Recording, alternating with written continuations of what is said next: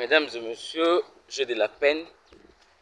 Tant on a zomo Congolais belé, bazo sepela lelo oyo na prise ya Bukavu. Ata soko lingara Tshisekedi te. Tshisekedi d'aujourd'hui va partir. Mais batu oyo bazo ya conquérir mboka, bazo ya conquérir pouvoir. Est-ce que bango ba kolinga bino parce que différence ezali entre Tshisekedi na batu oyo bino bozali ko soutenir ezali nini? Tshisekedi alingi peuple na ye. Malheureusement, peuple alingi ba rebelle, ba rwandais oyo bazo conduire ba corner nanga. Posons-nous la question. Est-ce que de la même manière bino bozali ko saboter ndeko na bino pona kolinga ba rebelle oyo bazali ko kota ko terroriser population ko bebisa ko piller mboka? Est-ce que bango balingi bino? Pour preuve, botala kaka aussitôt ba koti na Bukavu na butu boyebi makambo elekaki kuna. Ba piller comme pas possible, ba sali ba sabotage. Est-ce que tant bazali ko piller, bazali ko saboter? Bazali ko zonga Tshisekedi sima to bazali nde ko zonga ça mboka sima. Alors, mesdames et messieurs, excusez-moi, na kosenga na biso toza na bolingo ya mboka. Le patriotisme doit primer au-dessus de tout parce que lelo oyo peut-être bozo kanisa que de bazo sala bongo bango nde bakoya pona na ebité peut-être makanisi na bango to ebité na monoko na bango bazaka na discours moko que non oh bazoya pona ko libérer Buka, bazoya pona ko renverser pouvoir à Kinshasa parce que pouvoir à Kinshasa elingi peuple te, pouvoir à Kinshasa ezali ko sala loko moko te pona peuple. Mais est-ce que bango nde bakoya pona kosunga peuple? Est-ce que bango nde bakoya pona ko bimisa mboka na biso oyo na kati ya gouffre oyo to umela yango tango molai?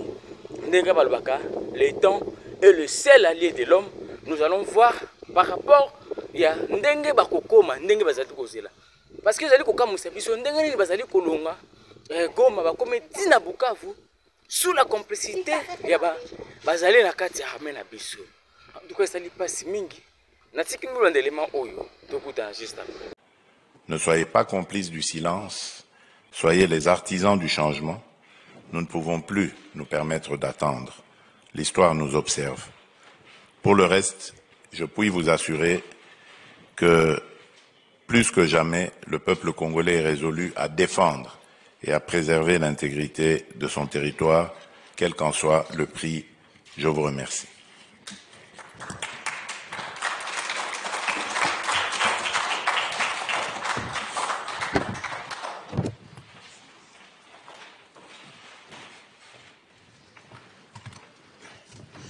Thank you, Mr. President. So I guess you've outlined a number of important points there, but what, in your view, is needed to stop the fighting? Qu'est-ce qui est nécessaire pour mettre fin la guerre?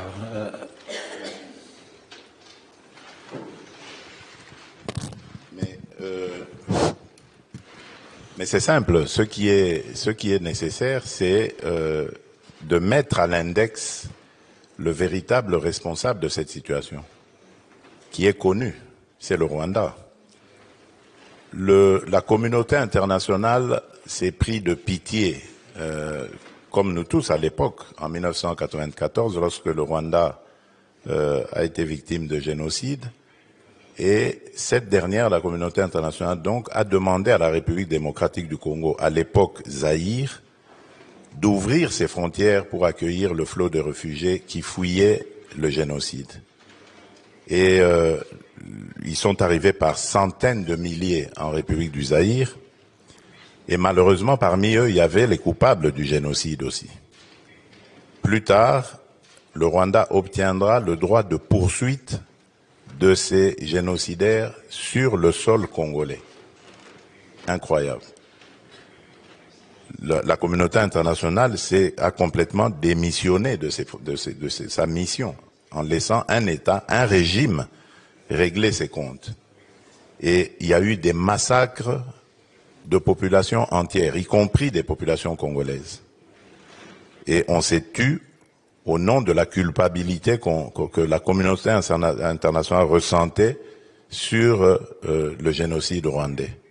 Mais le Congo n'était pas coupable ni complice de ce génocide. Car depuis lors, malheureusement, les malheurs qui étaient au Rwanda se sont invités en République démocratique du Congo. Et depuis 30 ans, l'enfer s'est installé à l'est de la République démocratique du Congo. Et donc, on a laissé faire le Rwanda qui, en venant comme ça, a découvert qu'il y avait la possibilité de déstabiliser d'abord le régime. Donc ils ont déstabilisé le régime du maréchal Mobutu en installant Laurent Désiré Kabila, pensant qu'avec lui, ils pouvaient donc exploiter tranquillement les ressources de la République démocratique du Congo. Mais lorsque Laurent Désiré Kabila s'y est opposé, on l'a abattu pour laisser la place à un autre régime qui, lui, s'est montré beaucoup plus malléable, beaucoup plus compréhensif, celui de Joseph Kabila donc, et a laissé faire, on va dire, beaucoup de choses. Et le Rwanda donc a pris de l'assurance, le Rwanda a développé son économie, renforcé son économie avec le produit des pillages de nos ressources naturelles. Et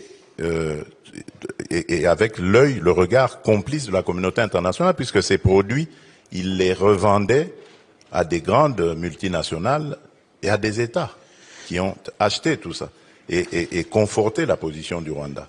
Et aujourd'hui, nous avons le résultat qui est là. Il faut que cette communauté internationale accepte de reconnaître ses responsabilités et règle cette question en même temps que nous. You spoke of the risk of a wider regional war. Vous avez évoqué un scénario où la guerre va élargir, il y aura une guerre, si j'ai bien compris, régionale. Comment vous expliquez ça?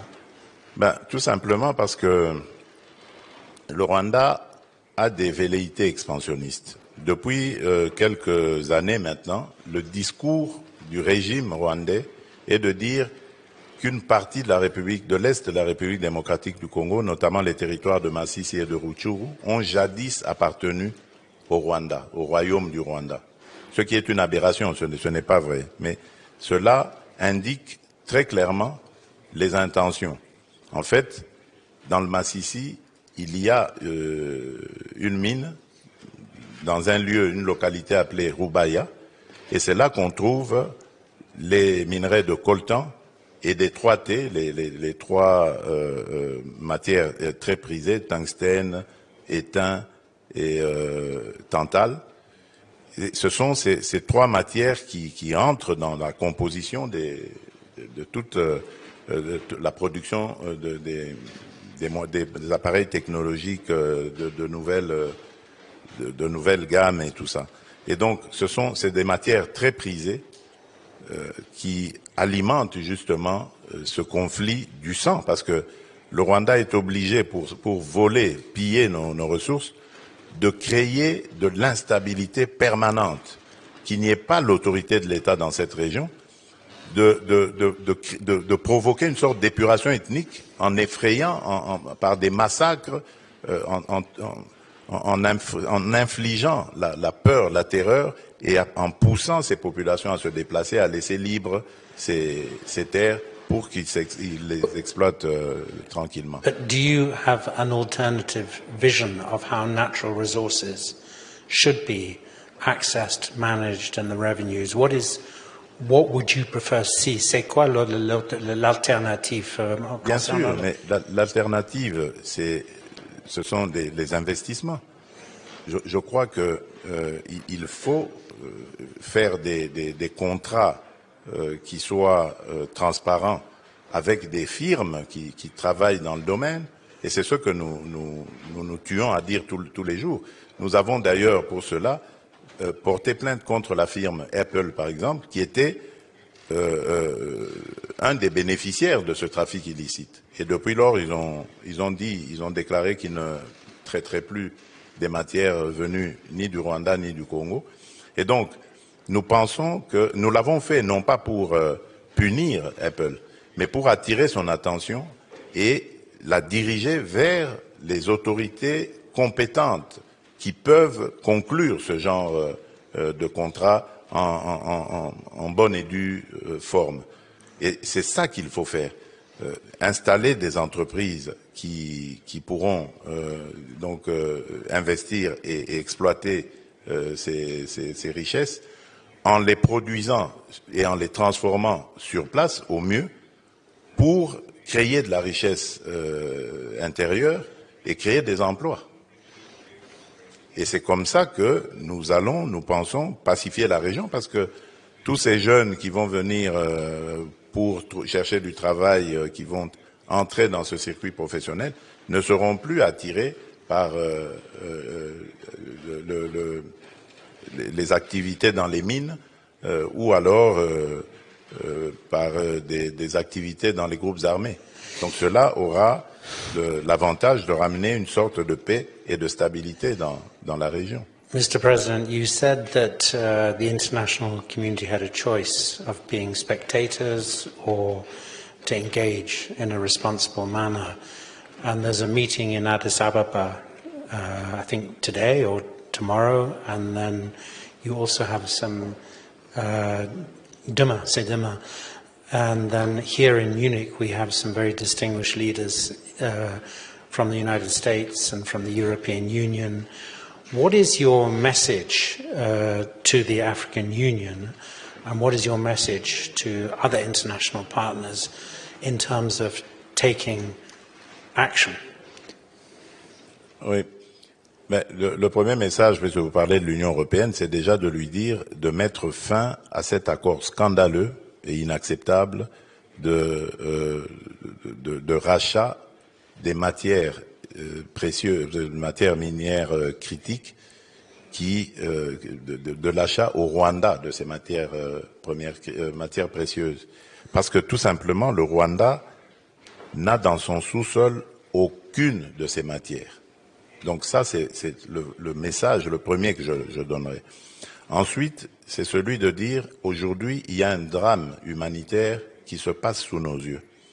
Et ces populations qui, déjà, avant la chute de Goma, s'étaient agglutinées autour de la ville de Goma par millions, dans des camps de fortune, ont été sommés de quitter ces camps et de retourner dans leur localité d'origine, sans transport, sans garantie de trouver quoi que ce soit là-bas, parce que leurs champs étaient détruits, les écoles et tout ça.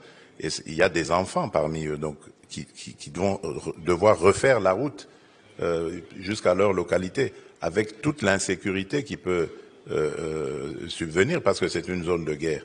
Donc le drame humanitaire que l'on déplorait déjà il y a quelques mois autour de la ville de Goma risque de s'accentuer. Donc il y a une urgence. Ça, c'est ce que je lancerai aussi comme appel. Donc, dans les semaines qui arrivent. Absolument. Même aujourd'hui. Même dans les jours qui arrivent. Il faut très vite intervenir parce que dans leur folie meurtrière, ces envahisseurs ont demandé à toutes ces populations de rentrer sans organiser leur retour. Et il y en a qui ne savent pas où aller et qui ne savent que faire parce que il n'y a rien à destination pour vivre. Dans ces camps-là, au moins, il y avait de l'aide humanitaire qui leur permettait de manger et de vivre plus ou moins, même si les conditions n'étaient pas décentes. Mais là, il n'y a rien. Il y a des jours et des jours de marche sans garantie de pouvoir trouver quoi que ce soit pour se nourrir. Alors, et à Addis Ababa? À Addis Abeba, il y a une réunion de la commission paix et sécurité ce soir. Oui. Nous attendrons pour voir ce qu'il y a. La première ministre, chef du gouvernement de la République démocratique du Congo, y est. En tout cas, elle est là pour porter la voix de notre pays. Moi, je suis venu ici pour rencontrer justement les décideurs européens et américains afin que les pressions s'accentuent et pourquoi pas les sanctions même tombent sur le Rwanda. Parce que quand on regarde notre situation à côté de celle de l'Ukraine et de la Russie, on croirait être dans deux mondes différents, oui. Alors que c'est pratiquement la même chose. Vous avez l'impression que le monde ignore ce qui se passe. Chez nous, c'est pire parce que c'est un conflit qui date depuis 30 ans maintenant. Bien sûr. Alors que la Russie et l'Ukraine, la guerre est intervenue, on va dire, grosso modo, en 2022, même si déjà depuis 2014, il y avait certaines velléités.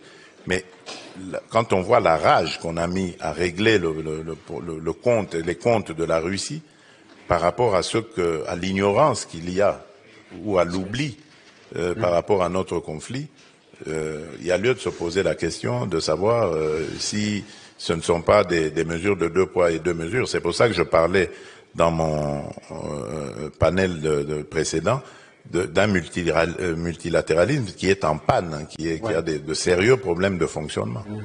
Alors, si vous me permettez, Monsieur le Président, je vais inviter des questions, s'il y en a. Y a-t-il des questions à poser au Président? Non? Si. Alors, là, au 4e rang. Bonjour encore, Monsieur le Président. Moi, je m'appelle Mimefo, journaliste à Deutsche Welle. La question que je voulais poser, c'est sur le M23. Vous avez carrément dit qu'il n'y a pas de discours entre vous et la M23. Est-ce que ça, c'est une bonne stratégie pour la réconciliation et pour trouver des solutions sur la situation en RDC? Ça, c'est ma première question. Et la deuxième question, c'est, vous avez parlé de la nécessité des investissements en RDC, mais il y en a eu. Il y a eu la Chine et d'autres pays aussi ont investi en RDC. Il n'y a pas eu beaucoup de changements au pays en termes de l'éducation, en termes de la route, en termes de l'amélioration de la condition de vie des citoyens. Ce que je voulais demander, c'est qu'est-ce que vous voulez de plus et qu'est-ce qui peut changer la situation dans le pays en ce moment? Merci. Déjà, par rapport à la première question, vous devez savoir que ce n'est pas une question d'ego, une question d'orgueil ou d'arrogance lorsque nous refusons de parler directement avec le M23. D'abord, la première raison, c'est parce que le M23 a massacré des populations et a bombardé des camps de déplacés où il y avait des femmes et des enfants. Ils ont été massacrés. Donc pour nous, c'est un mouvement terroriste. Et on ne négocie pas, on ne discute pas avec les terroristes. La deuxième raison, c'est parce qu'il y a le processus de Nairobi. Le processus de Nairobi règle la question des groupes armés. Et donc, le M23 étant un groupe armé, il est logé à la même enseigne que tous les autres groupes armés évoluant en République démocratique du Congo, et il doit avoir le même traitement, donc il doit rentrer dans ce cadre. La troisième raison, c'est parce que le M23 est un mouvement, j'allais dire, qui est vide de contenu. C'est en fait un supplétif du Rwanda. Le M23 est une sorte de paravent que le Rwanda met, mais en réalité, derrière, c'est l'armée rwandaise et donc le Rwanda qui se bat. La preuve de ce que je dis, c'est que dans le processus de Luanda en Angola, nous avons discuté avec le Rwanda. Si le Rwanda n'avait rien à voir dans ce conflit, pourquoi est-ce qu'il répondait aux invitations du facilitateur pour discuter avec la République démocratique du Congo? Donc vous comprenez que c'est le Rwanda qui se cache derrière et qui envoie un mouvement dit de Congolais qui vont venir à la table des négociations pour parler des intérêts du Rwanda. Alors, autant, nous disons, autant discuter avec le parrain lui-même pour qu'il nous dise c'est quoi ses intérêts, au lieu de perdre notre temps et notre dignité à discuter avec un paravent. Donc voilà la raison pour laquelle nous le disons. Et quand vous dites que ça ne va pas faire avancer, mais si, ça va faire avancer la paix, parce que comme je vous l'ai dit, le processus de Nairobi est là, et le processus de Nairobi était justement inspiré pour régler la problématique des groupes armés.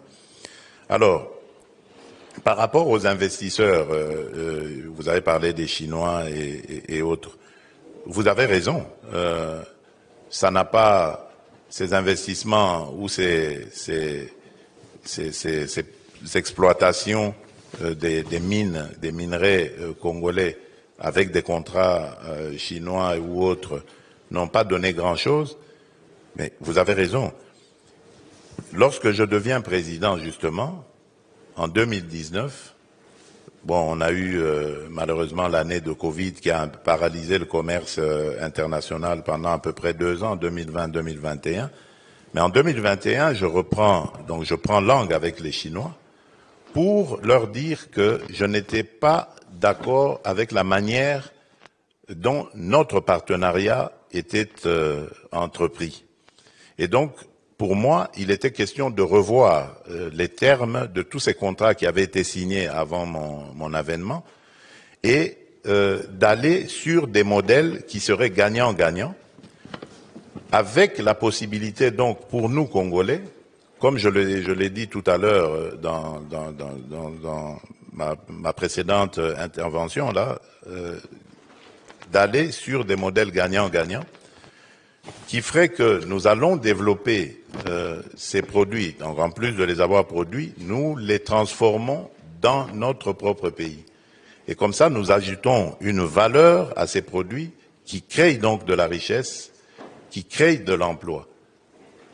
Le seul défi que nous avons aujourd'hui, c'est le défi énergétique, parce que ces minerais, vous pouvez vous l'imaginer, demandent beaucoup d'apports en énergie pour pouvoir être extraits du sous-sol et également transformés. Donc nous sommes dans un processus qui va nous amener à ces étapes-là, qui nous permettra de créer une chaîne de valeur à l'intérieur même de notre pays, et cela, vous verrez, aura un impact positif sur l'économie et le social. Donc c'est un processus qui est entamé. Malheureusement, il va être interrompu de nouveau à cause de ces guerres stupides et injustes qu'on nous impose, parce que nous serons obligés maintenant de mobiliser les ressources que nous avions peut-être préparées ou prévues pour la construction d'infrastructures d'énergie, des infrastructures routières et autres, pour renforcer les capacités de notre armée de défense et ainsi pouvoir faire face à cette agression. Malheureusement, nous perdrons encore du temps, mais ça, évidemment, c'est sûrement l'objectif de l'ennemi, c'est-à-dire nous distraire, nous ralentir, nous déstabiliser pendant que lui, il pille les ressources de notre sous-sol et les vend au plus offrant sous d'autres cieux. Y a-t-il des autres questions? One question, Monsieur le Président, I wanted to ask you is what is your expectation of the Luanda process now? Qu'est-ce que vous souhaitez? Qu'est-ce que vous c'est quoi l'avenir de... Oui. Maintenant, le processus de Luanda, je crois qu'il connaît quelques turbulences, parce que je crois que vous avez suivi l'intervention du président João Lourenço qui va devenir le président en exercice de l'Union africaine et donc qui va avoir un agenda beaucoup plus étoffé, plus dense et qui ne lui permettra pas de continuer à gérer. Mais la question avait été anticipée récemment lors du sommet conjoint entre la East African Community et la SADC. Je dis qu'elle a été anticipée dans le sens où on pensait déjà à ces charges qui vont s'alourdir pour le président João Lourenço et donc voir comment est-ce qu'on peut lui adjoindre d'autres chefs d'État, un ou deux de plus, qui lui permettront donc de manœuvrer plus à l'aise. Et là, comme il se retire carrément, donc ce ne sera plus lui adjoindre des chefs d'État, mais ce sera désigner des chefs d'État qui vont reprendre le relais. Donc le processus n'est pas mort, il est simplement au ralenti. En attendant, j'espère la désignation du président João Lourenço et d'un nouveau facilitateur. Alors, je peux continuer à poser des questions, mais are there any questions from the floor? Please.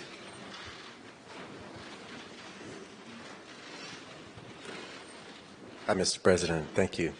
I'm interested in the case that you had with Apple, and I'm wondering if there is future possibilities for public-private sector solutions to the critical minerals problem, and wondering if perhaps the Kimberley process example with Conflict Diamonds would be a possibility.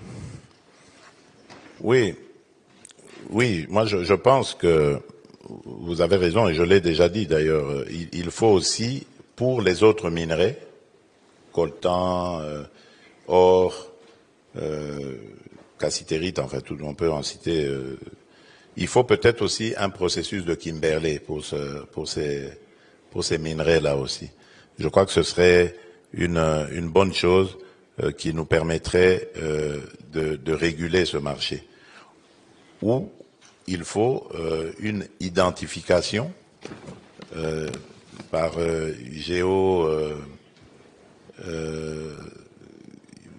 génotype, en fait, on va dire, du minerai, parce qu'il y a aujourd'hui des techniques qui peuvent identifier l'origine du minerai et sa localisation même de l'endroit où il a été extrait, et ainsi pouvoir organiser ou suivre sa traçabilité.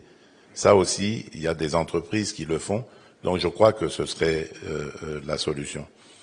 Alors, maintenant, par rapport à Apple, j'allais dire que, ce que j'ai dit tout à l'heure, le but n'était pas de viser Apple, c'était le symbole de ça, parce que Apple, c'est les téléphones portables, et dans les téléphones portables, on retrouve le coltan du Congo, le coltan du sang.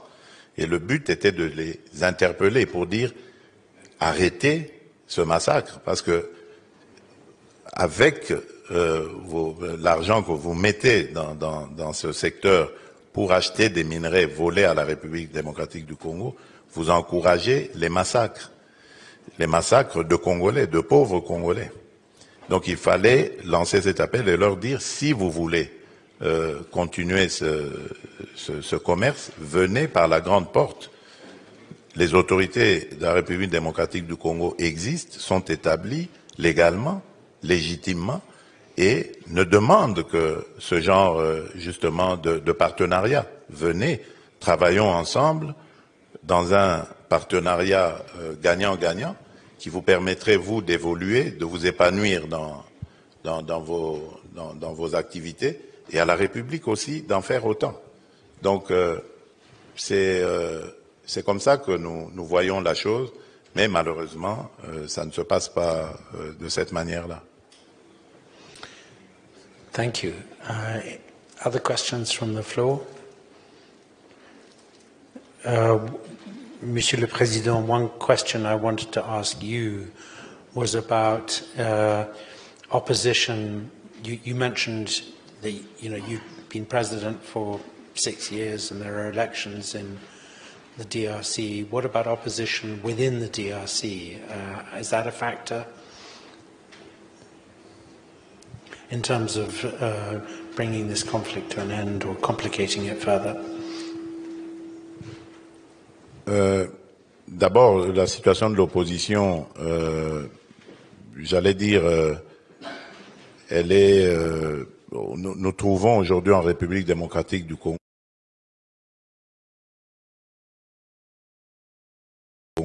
deux sortes d'opposition. À ces activités normalement, qui a participé aux dernières élections à chance égale avec le président sortant, et qui a perdu ces élections de manière claire. Et cela a été reconnu par tous les observateurs sérieux. Et il y a une autre opposition, celle du pouvoir de mon prédécesseur, qui a refusé complètement d'entrer dans le processus, de participer au processus électoral, a refusé parce que, justement, elle préparait la déstabilisation, qui devait normalement intervenir depuis 2023 pour empêcher la tenue des élections. Mais comme ils n'ont pas réussi à le faire, donc les élections ont quand même eu lieu, et c'est maintenant qu'ils trouvent le moyen de se rallier au Rwanda et à ce M23 et AFC pour nous faire la guerre et déstabiliser le pays. Donc ce sont ces deux oppositions-là. Alors, lorsque vous demandez si ils ont comment vous avez dit ça, une sorte d'influence sur les choses, bien sûr, puisqu'ils ont une capacité de nuisance, ils l'ont démontré en s'alliant au Rwanda et en déstabilisant le pays. Mais moi, mon rôle, c'est de mettre tout le monde devant ses responsabilités. L'histoire nous jugera. Parce que ceux qui sont victimes aujourd'hui de ces dérapages, j'allais dire, de l'opposition, ce sont des Congolais. Et ces Congolais-là jugeront ces gens. Un jour, ils sauront qui a fait quoi. Je le dis ici, la démocratie dans notre pays ne s'est jamais aussi bien comportée que sous ma présidence. Dans ce pays-là, quand nous étions dans l'opposition, les opposants étaient assassinés. On entrait, le pouvoir envoyait des hordes de policiers, de militaires dans les églises pour abattre des opposants. Les manifestations étaient interdites. À chaque fois qu'il y avait des manifestations, on devait dénombrer des morts. Aujourd'hui, ça n'existe plus. Toutes les manifestations se passent sans encombre. Les droits et les libertés sont respectés. Bien entendu, les dérapages sont sanctionnés parce qu'il ne faut pas confondre opposition et anarchie. Donc, ceux qui font de l'anarchie, ils sont convoqués au tribunal et vont se justifier. Donc, je n'ai absolument pas l'impression que l'opposition qui a pris les armes, qui a fomenté avec le Rwanda ce coup contre la République, est dans son bon droit. D'ailleurs, la preuve, c'est que les vrais commanditaires se cachent. Et le vrai commanditaire de cette opposition, c'est mon prédécesseur, c'est Joseph Kabila. Mais il ne l'avoue pas. Il n'assume pas ses actions. Voilà. Well, we're coming to an end. Is there one more question? Because otherwise I would, Mr. President, to end where we started, the human tragedy in your country, the number of people being killed, the number of women in particular who have been victims of sexual violence, the number of displaced, and yet we're living in a moment where availability of humanitarian support is going down, and where there are huge demands on rich countries, for other crises. Have you, in your conversations here in Munich, been talking to Americans, Europeans? I see many leading figures from the Middle East about the need to attract more support in this area and more action.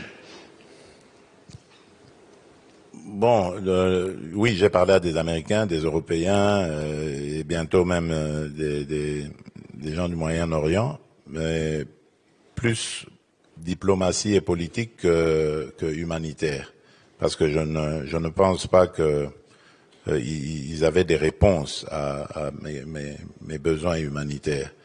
Mais le message est quand même passé parce que j'ai... Vous n'avez pas de réponse parce qu'ils n'ont pas les moyens ou ils ne sont pas au courant ou... Non, je suppose qu'ils n'ont... Parce qu'ils ne sont pas dans le domaine. Ceux que j'ai vus ne sont pas dans le domaine humanitaire. Ah bon, ok. Voilà. Oui. Mais j'ai fait quand même passer le message pour que, à leur tour, ils le répercutent auprès de ceux qui ont les moyens de mobiliser, des moyens à mobiliser pour régler le drame humanitaire que vivent nos populations en ce moment. Donc, je n'ai pas parlé de ça directement à eux parce que ils n'en avaient pas la capacité, quoi. OK. Bon, alors, il reste à moi de vous remercier, Monsieur le Président. Merci beaucoup d'être parmi nous. Et Oui. je ne sais pas si vous avez un message en finissant ce... Oui, message, oui, un mot de la fin peut-être pour dire, redire que la République démocratique du Congo est en train de vivre un véritable drame. Et ce que vous voyez aujourd'hui, c'est quelque chose qui était vécu depuis 30 ans. Aujourd'hui, ça apparaît comme un conflit nouveau, mais en réalité, c'est un conflit qui est latent. Depuis 30 ans maintenant, ces populations sont toujours en détresse, elles sont déplacées, les femmes sont violées, leurs productions sont volées aussi dans leurs champs. Donc tout est fait pour déstabiliser cette région et la dépouiller de tout ce qu'elle a comme richesse. Cela se fait au profit des grandes firmes qui ensuite transforment ces produits en ce que vous voyez ici, que vous achetez ici, c'est-à-dire les téléphones portables, c'est-à-dire votre thé, votre café ou votre cacao, et que sais-je. Donc, il y a plein de produits qui arrivent ici en Occident, qui sont des produits du sang des Congolais, qui meurent de manière innocente pour la simple faute de vivre sur une terre qui regorge de richesses en son sein. Donc c'est vraiment une injustice qui est flagrante et qui demande à ce que ceux qui se taisent se mettent debout pour réagir. Parce que se taire risque d'être considéré comme être complice de la barbarie qui sévit actuellement en République démocratique du Congo. Donc je compte sur chacune et chacun d'entre vous ici qui a le moindre petit pouvoir, soit de passer un message, ou soit de prendre une décision, à son petit niveau, quel qu'il soit.